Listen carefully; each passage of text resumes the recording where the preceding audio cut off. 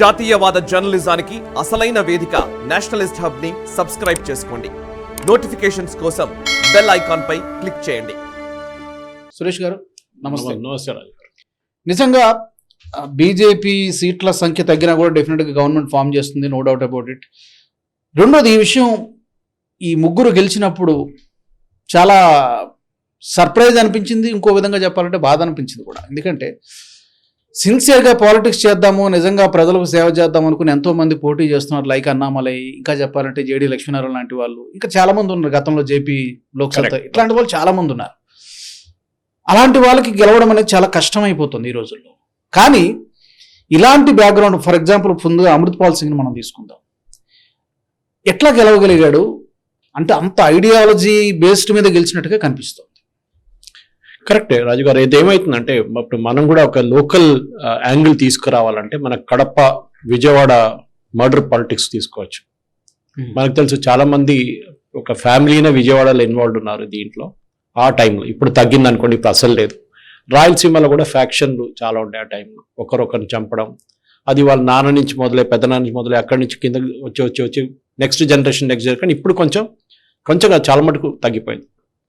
ఒక టైంలో చాలా మంది మన పెద్ద పెద్ద పొలిటీషియన్స్ ఆ బ్యాక్గ్రౌండ్ నుంచి వచ్చారు. అప్పుడు మనం ఈ ప్రశ్న అడిగాం ఎందుకంటే భయం ఉండి. ముక్తార్, నాకు అక్కడ ఉన్నాడు కదా అన్సారీ, ముక్తార్ అన్సారీ, అప్పుడు రాజా భయ్యా, వీళ్ళందరూ డాన్ యూపీలో గెలుస్తారు, బీహార్లో గెలుస్తారు. మనం ఎప్పుడు విన్నాం దీని గురించి. అప్పుడు కూడా మనం ప్రశ్నించాం, వీళ్ళు ఇట్లాంటి వాళ్ళు, మర్డర్ చేసిన వాళ్ళు, రేప్ చేసిన వాళ్ళు, వీళ్ళందరినీ పార్లమెంట్లో ఎట్లా వస్తున్నారని. దాని తర్వాత పార్లమెంట్లో ఒక లా ఒకటి ఉంది కదా, 2 సంవత్సరాల కన్నా ఎక్కువ మిమ్మల్ని శిక్షిస్తే మీకు డిస్క్వాలిఫికేషన్ అయిపోతుంది. అదే గ్రౌండ్ మీదనే ఉండొచ్చు, సివిల్ ఉండొచ్చు, క్రిమినల్ ఉండొచ్చు. రాహుల్ గాంధీ కేసు మనం చూసాం. అది దోషి అని తేలితే లేదా 2 సంవత్సరాలు దోషి అని తేరాలి, మోర్ దెన్ 2 years ఇంప్రిజ్మెంట్ దాంట్లో ఉంటే జడ్జ్ ఇస్తే డిస్క్వాలిఫై అయిపోతారు. 2 సంవత్సరాల కన్నా తక్కువ ఉంటే నో ప్రాబ్లం అనమాట. కానీ ప్రాబ్లం ఎక్కడ వస్తుందంటే, ఇప్పుడు మీరు చెప్పినట్టు అమృత్పాల్ సింగ్ ఎట్లా గెలిచాడు అది ఫస్ట్ ఆలోచించండి. వాళ్ళ కాన్స్టిట్యున్సీలో ఉన్న ఓటర్స్ ఆయనకి ఓట్ చేసిన తర్వాతే గెలిచాడు కదా. డైరెక్ట్ గెలిచి రాలేదు, లేకుండా అక్కడ లైన్ నిలబడి బంధుకు పెట్టలేదు. అంటే అక్కడున్న ప్రజలు మద్దతు ఉంది. కంగనా రానౌత్ ఇదే చెప్పింది, rising extremism in Punjab. Drug use ఒకటి ఉంది, రైజింగ్ ఎక్స్ట్రీమిజం. ఎందుకంటే అక్కడ ఖాళిస్తాన్ అనే ఒక మూవ్మెంట్ ఇప్పుడు కూడా, especially last 5 to 6 years Aam Aadmi Party government వచ్చిన తర్వాత పెరిగింది. ఎందుకంటే they are directly supporting it, indirectly కూడా సపోర్ట్ చేస్తున్నారు. ఫండ్స్ తీసుకుంటే మనకు తెలుసు, పన్ను దగ్గర డబ్బులు తీసుకోవడానికి వాళ్ళే స్టేట్మెంట్ ఇచ్చారు యూఎస్ నుంచి, మేము కేజ్రీవాల్కి డబ్బులు ఇచ్చామని చెప్పేసి. ఆ ఒక కేసులో కూడా కేజ్రీవాల్ ఉన్నాడు, చిక్కున్నాడు ఇప్పుడు ఈడీ కేసులో, apart from the liquor scam. ఈ డబ్బులు తీసుకొని వీళ్ళేం చేస్తున్నారు అంటే ఇక్కడ ఇండియాలోనే పాలిటిక్స్ వాడుకుంటున్నారు. మీరు చూసుంటారు, యూఎస్లో కూడా ప్రొసెషన్స్ తీశారు మొన్న ఒక 2 వారాల ముందు. మోదీ గారిని ఒక జైల్లో వేసినట్ల ఫోటో పెట్టి ఒక డిజిటల్ బోర్డు తీసుకొని తిరుగుతున్నారు వాళ్ళు. మనం అదే టైంలో ఇండియాలో, భారతదేశంలో బైడెన్ ఒక జైల్లో వేసినట్లు తిప్పితే ఎట్లా ఉంటుంది? US will react very violently to it. కానీ మన ప్రధానమంత్రిది ఒక ప్రొసెషన్ తీస్తే యుఎస్ గవర్నమెంట్ ఏం చేయలేదు, ఒక కేసు కూడా రిజిస్టర్ కాలేదు. సరే పక్కన పెడదాం. Come back to the question, ఎవరున్నారు ఈ ఓటర్స్? ఆయనకు ఓటేసిన వాళ్ళు ఎవరు? ఇక్కడున్న మనలాంటి భారతదేశంలో ఉన్న పంజాబీ కమ్యూనిటీ వాళ్ళు, పంజాబ్ నుంచి ఉన్న వాళ్ళు సిటిజన్స్. ఎందుకు వేశారు? ఇది మనం అడగాలి. వీ షుడ్ సెల్ఫ్ ఇంట్రాస్పెక్ట్ అంటాం ఇంగ్లీష్లో. మీరు ఎందుకు వేశారంటే you support that philosophy of terrorism, Khalistan ఏర్పాటువాదం.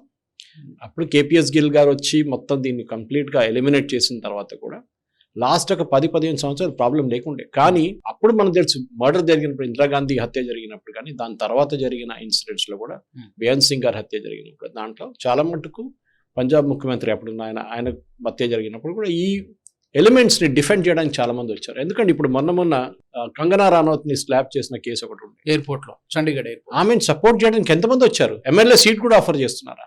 ఆలోచించండి. అంటే మీ దేశ వ్యతిరేకంగా మీరు ఏమైనా చేస్తే మీకు అవార్డు ఇస్తాం. డిఫెండ్ చేయడానికి పెద్ద పెద్ద లాయర్లు వచ్చారు ఆమెని.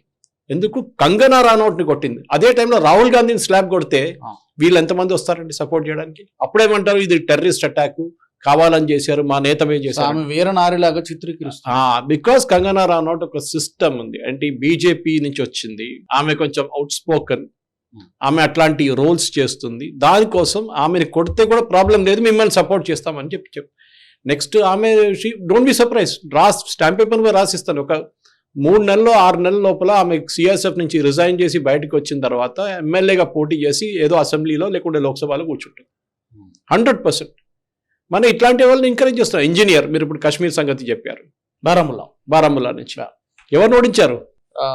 ఉమర్ అబ్దుల్లా ఆలోచించాలి. మెజారిటీ చాలా. Omar Abdullah himself is supporter of terrorism, ఒక పాకిస్తానీ ప్రోడక్ట్. అక్కడ నుంచి డబ్బులు తీసుకుని వీళ్ళందరూ అదే కాదు చేసిన పని ఇప్పుడు దాకా. మెహబూబా ముఫ్తీ ఉండొచ్చు, ఎవరైనా ఉండొచ్చు, అందరూ ఓడిపోయారు. Isn't it? ఎందుకు ఓడిపోయారు? ఒమర్ అబ్దుల్లా కాకుండా ఇంకొక ఆర్డినరీ క్యాండిడేట్, బీజేపీ క్యాండిడేట్ ఓడించంటే మనకు లాజిక్ అర్థం చేసుకోవచ్చు. ఓకే, హిందువులు వ్యతిరేకంగా కశ్మీర్లో ఉన్న ముస్లిమ్స్ ఓటేశారు అని చెప్పొచ్చు. ఇది ఒక్క ముస్లిం ఇంకో ముస్లిం ఓడించాడు, అది కూడా ఒక former chief minister who is considered very powerful. ఎట్లా ఓడించారు? అగైన్ ద సేమ్ ఆ థాట్ ప్రాసెస్. ఆర్టికల్ 370 పోయింది కానీ వాళ్ళ మైండ్ నుంచి ఇంకా పోలేదు అది, that Kashmir belongs to Pakistan అని. ఎందుకంటే అదే టెర్రరిస్ట్ ఫండింగ్ కేసులోనే ఈయన జైల్లో ఉన్నాడు ఇప్పుడు తిహార్ జైలు. అమృత్పాల్ సింగ్ అస్సాం 2019 నుంచి జైల్లో ఉన్నాడు. సో ప్రాబ్లం ఎక్కడ వస్తుందంటే వీళ్ళని ప్రాసిక్యూట్ చేయలేదు. ఇంకా ప్రాసిక్యూట్ చేసి వీళ్ళకి 2 సంవత్సరాలు మినిమం జైలు టర్మ్ ఉంటే వీళ్ళది డిస్క్వాలిఫై అయిపోతారు ఆటోమేటిక్. విచారణలోనే ఉంది, ఎందుకంటే ఇది ప్రూవ్ చేయడం చాలా difficult. For example Amritpal Singh మీరు ఏం ప్రూవ్ చేస్తారు? కాశ్మీర్ నుంచి కెనడా నుంచి డబ్బులు తీసుకున్నాడు, ఇక్కడ సెపరేటిస్ట్ మూవ్మెంట్ చేస్తున్నాడు, ఎవడొచ్చి ఎవిడెన్స్ ఇస్తాడు? అంటే ఇట్ సీమ్స్ చట్టాలని మార్చాలేమో. మరి చట్టాలని మార్చాలి. ఎగ్జాక్ట్లీ. మీరు ఎట్లా ఈ 2 సంవత్సరాల కన్నా ఎక్కువ ఉన్న జైల్ టర్మ్ లో డిస్క్వాలిఫై అయిపోతారు పార్లమెంటేరియన్స్ అండ్ ఎమ్మెల్యేస్ అండ్ దాంట్లో ఎమ్మెల్సీస్, అదే రూల్ మీరు టెర్రరిస్ట్ కేసులో ఇన్వాల్వ్ ఉన్న వాళ్ళకి అసలు పోటీ చేయడానికి పర్మిషన్ లేదని చెప్పి కొత్త చట్టం తీసుకురావాలి. దీనికి కాంగ్రెస్ వాళ్ళు డెఫినెట్ గా వ్యతిరేకిస్తారు, ఎందుకంటే వాళ్ళ ఫిలాసఫీలో ఉన్న వాళ్ళు అందరూ ఫ్రీడమ్ ఫైటర్స్. ఓకే, అంటే కాశ్మీర్లో ఉన్న బుర్హాన్ వానీ కానివ్వండి, వీళ్ళు ఇట్లాంటి వాళ్ళు అందరూ ఫ్రీడమ్ ఫైటర్స్ అంటారు ఈ కాంగ్రెస్ వాళ్ళు. చూసాం కూడా మనం ఈ క్యాంపెయిన్లో కూడా చూసాం, చాలా మంది వాళ్ళ పార్టీ నుంచి ఈ కాశ్మీరీ టెర్రరిస్ట్ కూడా ఫ్రీడమ్ ఫైటర్స్ అని చెప్తున్నారు. అక్కడే కాదు, ఈవెన్ సిఆర్పిఎఫ్ని చంపిన నక్సలైట్స్ బస్తర్లో అప్పుడు 92 మంది అనుకుంటే చనిపోయినప్పుడు కూడా వీళ్ళు సంబరాలు చేసుకున్నారు జేఎన్యూలో, ప్రెస్ కాన్ఫరెన్స్ పెట్టారు, సెలబ్రేట్ చేశారు. అంటే ఇండియన్ ఎస్టాబ్లిష్మెంట్ వ్యతిరేకంగా మీరు ఏమైనా చేస్తే మీకు జోహార్లో మీకు మొత్తం సంబరాలు చేసుకోవచ్చు మీరు అని చెప్తున్నారు. ఆ ఈకో సిస్టమ్ని మోదీ గారు కానివ్వండి, అమిత్ షా గారు చాలా ట్రై చేశారు. కానీ చూసారు కదా ఈ ఎలక్షన్లో కూడా అయోధ్యలో ఏ కార్ సేవకుల మీద ఫైరింగ్ చేసిన పార్టీ లీడర్ ములాయం సింగ్ యాదవ్ వాళ్ళ కొడుకు వాళ్ళ పార్టీని అక్కడ గెలిపించారు. ఇప్పుడు అయోధ్య ప్రజల గురించి ఏం చెప్పాలండి? That is very surprising. ఎవ్వరూ ఎక్స్పెక్ట్ చేయలేదు. See that has nothing to with terrorism. ఇప్పుడు మన ఇంజనీర్ కేసు కానివ్వండి, అమృత్పాల్ సింగ్ కేసు లాగా కాదు. ప్రజ్వల్ రేవన్న కేసు ఉండే కర్ణాటకలో, ఇంత గొడవ చేశారు వీళ్ళందరూ. సరే, it's a rape case, it's a very heinous crime. కానీ దేశ వ్యతిరేకంగా మీరు ఫండింగ్ చేసి వార్ చేస్తున్నారు, that is also equally heinous crime. ఎందుకంటే ఈ ఇంజనీర్ గురించి మాట్లాడలేదు, లేకుంటే అమృత్పాల్ సింగ్ గురించి మాట్లాడలేదు. Prajwal Revanna has to go to jail, there is no doubt. If he's ఆయన కన్విక్ట్ చేసి ఆయన if he's kind of taken the case to శిక్ష పడాల్సిందే ఆయనకి. దానికి ఏ సింపతి ఎవరికి లేదు. If he's guilty definitely yes. కానీ అదే యాడ్ స్టిక్తోని మీరు ఎంతమందిని చూసుకున్నారు? మీరు చూడండి, ఒక టైంలో పార్లమెంట్కి ఎంతో మంది ఎంపీలు వస్తుండే, ఎమ్మెల్యేలు వస్తుండే. హూ హ్యాడ్, నేను చెప్పినట్లు రాజా భయ్య, మన దగ్గర ఆంధ్రాలో కూడా చాలా మంది ఎమ్మెల్యేలు అయ్యారు, ఎంపీ అయ్యారు.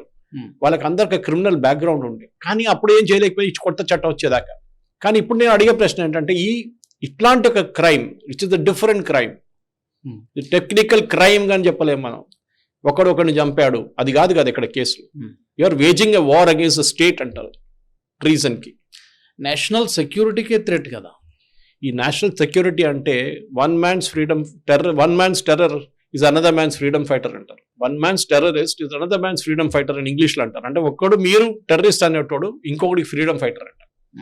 అది పాకిస్తాన్ అంటే మనం అప్పుడు కూడా అనుకోవచ్చు. మనం బుర్హాన్ వానీ కానివ్వండి, వీరందరినీ ఒక లిస్ట్ పెడితే వాళ్ళు కాశ్మీరీ ఫ్రీడమ్ ఫైటర్స్ అంటారు. ఇదే లైన్ వాళ్ళు యూజ్ చేసేటోళ్ళు. కానీ ఇప్పుడు మన దేశంలోనే చెప్తున్నారు ఆ మాట. మన దేశంలో ఉన్న పార్టీలు కానివ్వండి, ఈ సో కాల్డ్ హ్యూమన్ రైట్స్ వాళ్ళు కానివ్వండి, సో కాల్డ్ లెఫ్టిస్ట్ ఐడియాలజీస్ ఉన్న లాయర్స్ కానివ్వండి, అకాడమిక్స్ కానివ్వండి, వీళ్ళందరూ మాట్లాడుతున్న ఇదే లాంగ్వేజ్.